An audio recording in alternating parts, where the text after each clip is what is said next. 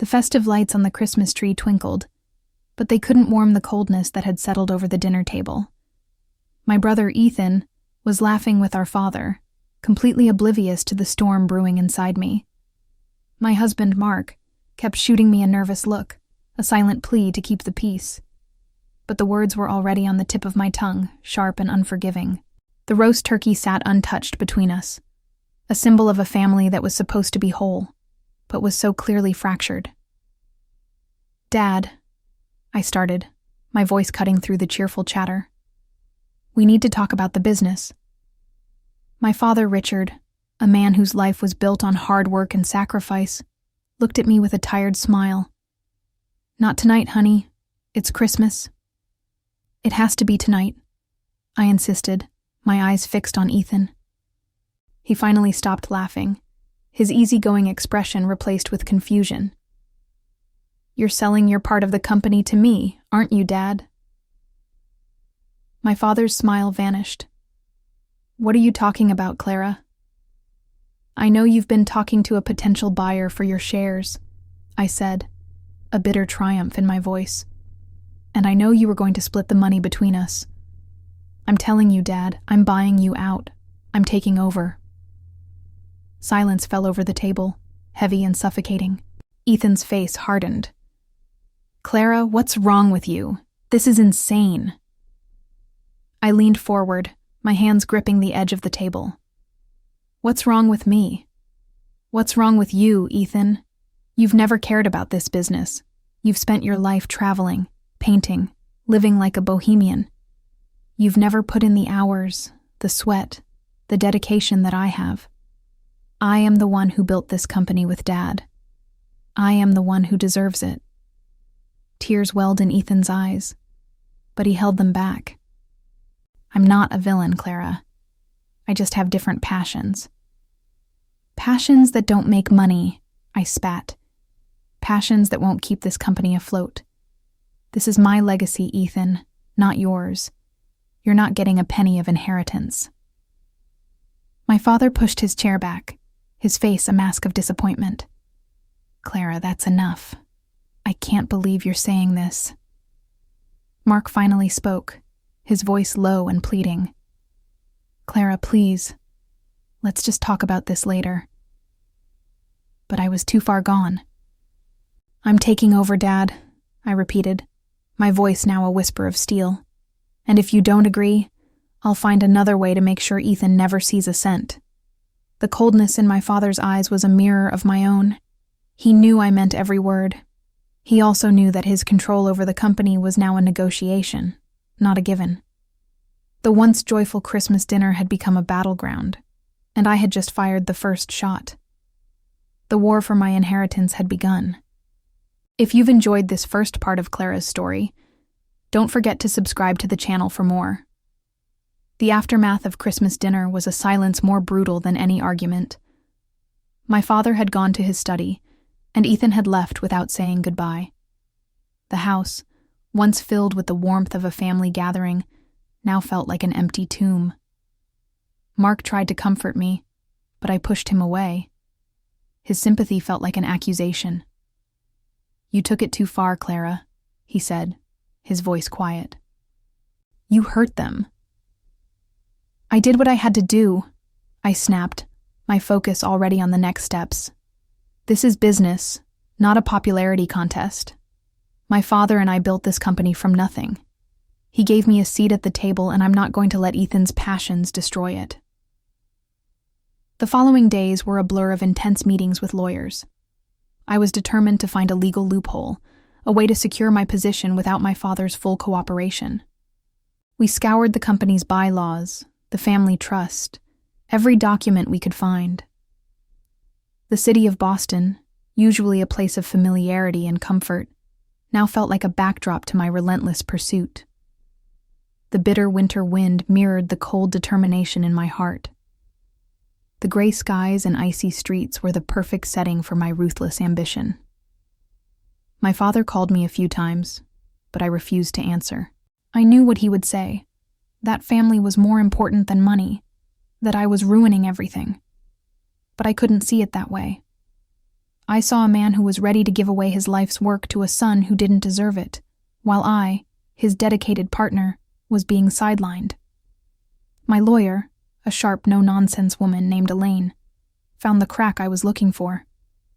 "Clara," she said, her voice crisp over the phone, "there's a clause in the original partnership agreement. If one partner is deemed financially irresponsible or unable to contribute to the company's growth, the other partner has the right to buy them out at a reduced rate." My heart pounded in my chest. "Is that even possible?" "It's a long shot," she admitted. "We'd have to prove that Ethan's lack of involvement and his artistic lifestyle are a detriment to the company's future. It's a risk, but it's an angle we can work." I stared out the window, watching the snow fall. This wasn't just about money anymore. It was about principle. It was about proving my worth, not just to my family, but to myself. "Do it," I told her, my voice unwavering. "Draw up the papers." I was not just claiming my inheritance. I was creating a new future, a future where my hard work was finally recognized and rewarded. No one, not my brother, not my father, was going to stand in my way. The holidays were a distant memory, but the chill between my family was as real as the January frost. I saw my father at the office, but our interactions were strictly professional. He spoke to me about sales reports and quarterly projections, never about the family he was so disappointed in. His once warm gaze now held a cold, distant quality that I chose to ignore. Ethan, meanwhile, had gone to ground. He wasn't answering my calls or my father's. I heard from a mutual friend that he was holed up in his small apartment, painting obsessively. My victory felt hollow. I had what I wanted, but the cost was more than I had anticipated. The quiet, the emptiness in my life, was a constant reminder of the family I had broken. One afternoon, a social event forced us to be in the same room. It was a gala for a major client, and both my father and I had to attend. I saw him from across the room, talking to his friends, his face a polite mask.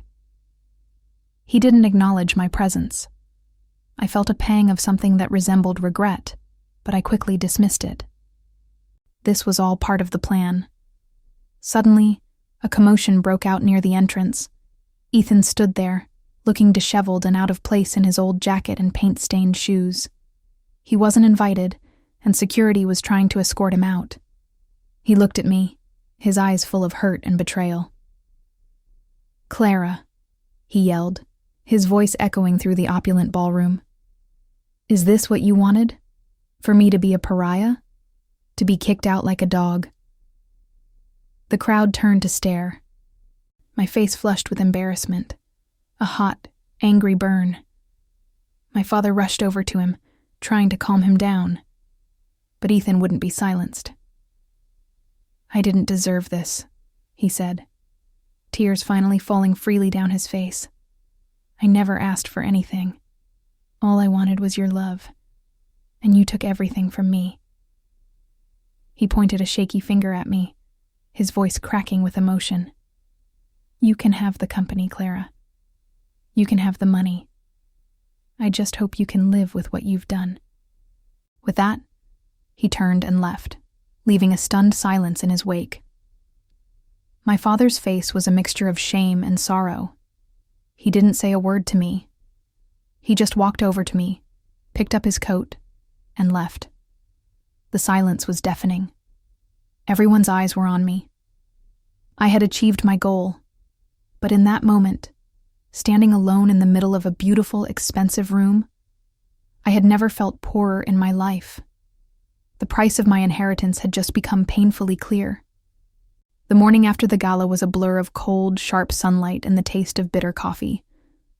My phone buzzed with notifications, a storm of texts and calls from friends and family, all asking what had happened. I ignored them all. My focus was singular, honed by ambition and a newfound chilling clarity. Ethan's public outburst hadn't broken me. It had hardened me. He had shown his true colors, dramatic, emotional, and utterly incapable of handling the real world. I, on the other hand, was a fighter. I called my lawyer, Elaine, and gave her the green light. "Send the papers," I said, my voice steady. "Today." Later that afternoon, a courier delivered a thick envelope to my father's office. I was there, sitting in my usual chair, pretending to review sales reports. The silence in the room was suffocating. My father, Richard, opened the envelope slowly, his movements deliberate and tired.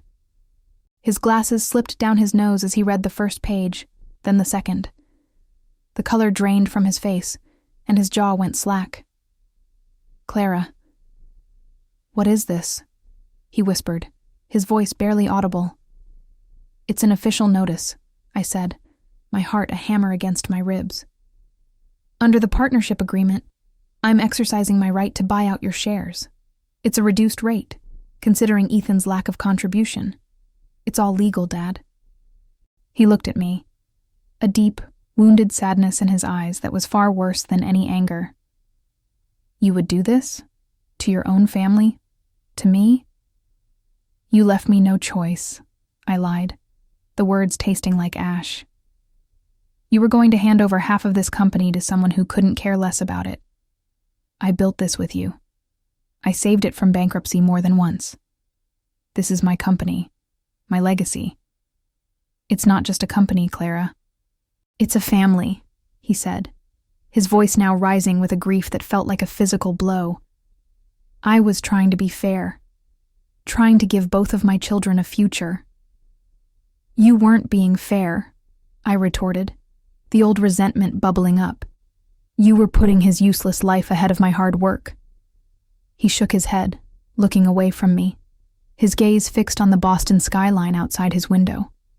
The city looked indifferent, uncaring, just like I had become. "You've won, Clara," he said, his voice flat. "But you've lost more than you could ever imagine." The papers sat between us on the mahogany desk, a tombstone for our family. The company was mine. But as I walked out of the office, leaving my father alone in the silence, a sudden, unfamiliar emptiness filled me. The cold winter air bit at my skin, a cruel reminder that I had gained everything, and in the process, had become completely alone. The ink was barely dry on the buyout papers before I began to consolidate my power. The company, now officially mine, was a machine I was determined to optimize. My first act was to fire a handful of longtime employees who I deemed old guard and inefficient. Their faces, a mix of shock and betrayal, haunt me even now. The office atmosphere, once a place of collaborative chaos, became sterile and silent. Everyone was afraid of me. They called me the Ice Queen. I wore the title like a crown. "We need to cut costs and increase productivity," I explained to Mark over a tense dinner. He had been so quiet lately, a distant observer of the wrecking ball I had become. "This is how you build an empire, Mark. You make the hard choices." He put down his fork, his eyes filled with a sadness I couldn't comprehend. "Is this really what you wanted, Clara? To be feared instead of respected?" "Respect is earned through power, not popularity," I shot back, the words a rehearsed defense. "They'll thank me when we're at the top." But the cost of my success was mounting. The long hours, the constant tension, the fear I instilled in my employees bled into my personal life. I became irritable, short-tempered. Mark's gentle pleas for me to slow down were met with sharp dismissals. He started spending more and more time at his friend's house, finding a refuge from the storm that had taken over our home. Our bed felt cold and empty, a vast chasm between us. My father refused to take any of my calls. He had sold his shares and was, by all accounts, enjoying a quiet retirement.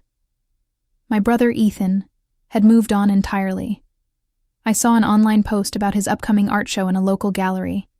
He looked happy, surrounded by other artists, his face alight with a joy I couldn't understand. I had the company, the money, the power, but they had something I had lost: peace. My throne was built of glass, and with every ruthless decision, a new crack appeared. My reign as the head of the company was marked by cold efficiency, but it was also a slow unraveling. My drastic cost-cutting measures had an unforeseen consequence, a drop in quality control. A major client, a company we had worked with for over 2 decades, threatened to pull their contract. My carefully constructed empire was starting to wobble. I called an emergency meeting with my senior managers. "What is going on?" I demanded, my voice a tight wire. "We're losing clients. Our numbers are down. My plans were supposed to make us unstoppable." The head of production, a man who had worked for my father for years, spoke up, his face grim. "Clara, you cut the budget for quality assurance. You replaced experienced staff with cheaper, less qualified labor. The new materials you approved are faulty. We warned you this would happen." My carefully controlled composure cracked. "You should have found a way to make it work. That's what a good manager does." He stood up, his gaze steady and unafraid. "A good manager listens to their team. A good leader knows when they don't have all the answers. Your father was a good leader. He trusted us. You trust no one." With that, he placed his resignation on the table and walked out. The others followed, one by one, leaving me alone in the conference room. My perfect plan had a flaw. It had no heart. I had focused so intently on the numbers that I had forgotten the people. I looked around the empty room, the cold glass walls reflecting my pale, stressed face. I had a multi-million-dollar company, but no one to run it with. The money felt useless, a hollow victory. The weight of my choices pressed down on me, heavy and suffocating. The cold Boston rain outside seemed to mirror the storm brewing inside me. The city lights, once a symbol of my bright future, now looked like distant, mocking stars. The phone rang, but I didn't answer. It was Mark, for the 4th time that day. He'd left 3 days ago after a quiet, heartbreaking conversation in which he said he couldn't watch me destroy myself anymore. He said he loved the woman I used to be, the one who laughed and cared, not this cold, desperate stranger. My company was in freefall. The client loss was just the beginning. The media had picked up on the story of my ruthless takeover, and the bad press was a new kind of poison. I sat at my desk, staring at the empty chair where my father used to sit. For the first time, I felt a desperate need to hear his voice. I dialed his number, my hand trembling. It rang twice before it went to voicemail. "You've reached Richard," his warm, familiar voice said. "Please leave a message." "Dad, it's me," I whispered, the words getting caught in my throat. I need to talk to you. I'm sorry. I was wrong. I don't know what to do." I hung up before the tears could start. I was alone. Utterly, completely alone. I had sacrificed my family, my marriage, and my integrity for a company that was now crumbling in my hands. I had won the battle for my inheritance, but I was losing the war for my soul. The cold Boston wind outside rattled the window panes, a harsh symphony to my isolation. I was the queen of a dying kingdom, and the only person I had to blame was myself. The empire I had built was collapsing under its own weight, and there was no one left to help me hold it up. The following days were a haze of despair and professional failure. I spent hours in my silent, empty apartment, staring at the walls, the company's financial reports a mountain of failure on my coffee table. My phone was dead, a symbol of my severed connections. I didn't want to talk to anyone, and no one was trying to reach me anymore. One evening, unable to bear the silence, I turned on the television. The local news was on, and a human interest story was being featured. My breath caught in my throat as I saw him. Ethan. He was standing in front of a colorful, vibrant mural he had painted on the side of a community center in a low-income neighborhood. The reporter was interviewing him about his successful art show and the charity auction he had organized. The money from the auction is going to a program that provides art supplies to inner-city schools, Ethan explained, a genuine, humble smile on his face. Art gave me a voice, and I want to help others find theirs. He wasn't just talking about his paintings. He was talking about purpose. He looked so happy, so fulfilled. He was doing something meaningful, something that brought light to the world. I had only brought darkness. I saw the faces of the children in the background, their eyes wide with admiration for him. He was rich in a way I could never be. His wealth was not measured in dollars and cents, but in the joy and hope he created for others. The report ended with a shot of his artwork, and I saw a familiar, painful beauty in it. He was truly talented. A sudden, overwhelming wave of shame washed over me. I had called his art useless, a hobby. I had belittled his passion because it wasn't a business. In that moment, watching him, I understood what I had lost. It wasn't just a brother or a family. It was my humanity. I had traded compassion for a corporate title, and my brother had traded a fortune for a life of purpose. And he had won. The sting of self-realization was a powerful motivator. I couldn't undo the past, but I could try to salvage the future. I knew I needed help, and the only people who could help me were the ones I had pushed away. My pride, once my greatest weapon, was now my heaviest burden. I had to let it go. I remembered a senior manager I had fired, a kind and brilliant woman named Sarah who had worked for our family for 2 decades. She was the one who had tried to warn me about the quality issues. I found her number and, with a trembling hand, dialed it. She answered, her voice cool and distant. "Hello, Clara," she said. There was no warmth in her tone. "Sarah," I began, my voice a painful croak. "I know you have no reason to talk to me, but I was wrong. I was so wrong. I need your help. The company is failing. I can't do this alone." There was a long silence on the other end. "I'm sorry, Clara," she finally said. "I can't. I'm happy where I am now." My heart sank. "Please," I pleaded, my voice breaking. "I'll do anything. I'll rehire you. I'll give you a raise. I'll give you full control over the production department. I need a second chance. And I know you're the only one who can fix this." Another agonizing silence. And then she spoke, her voice softening slightly. "I'll help you, Clara, but on one condition. You don't just fix the company. You fix yourself. You apologize to your father, to Ethan. And you start listening to people, really listening. If you can't do that, then there's no point." I felt a rush of relief and a lump in my throat. It was the hardest thing I had ever had to do. "I will," I promised. "I'll do whatever it takes." That evening, I wrote a letter to my father. I didn't try to call again. I just wrote. It wasn't a business letter or a legal one. It was just a note from a daughter to a father. I simply wrote, "I'm sorry, Dad. I was a fool."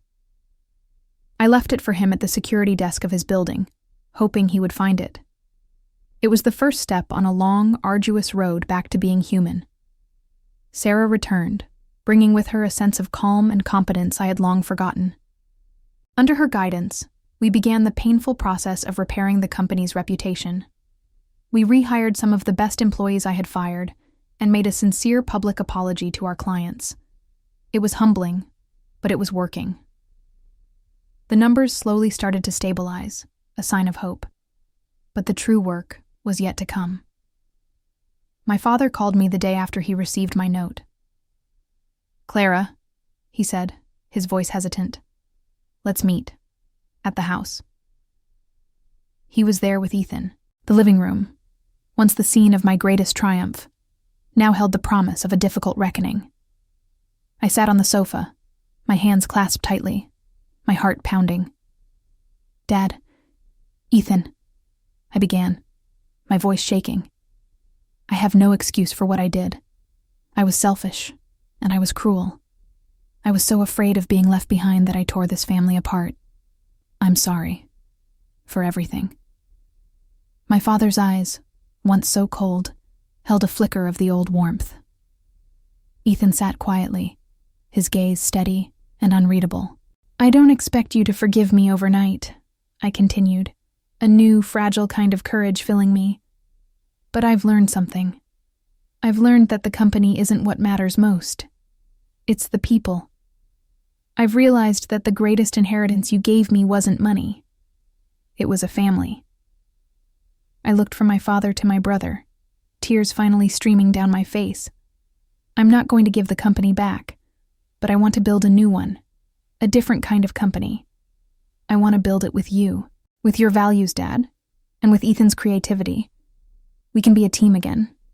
We can be a family again. Ethan finally spoke, his voice gentle. I don't want the company, Clara. I never did. But I miss you. We all do. My father reached over and took my hand. It's a start, he said, his voice thick with emotion. Let's see what we can build. We talked for hours that night, not as business rivals or estranged family, but as people finally learning to listen. There was a long way to go, but the first stone of the new foundation had been laid. The broken family was beginning to mend, not with a sudden miracle, but with painful honesty, one honest conversation at a time. The battle for the inheritance was over, and I had finally understood that what I truly had to gain, I already had.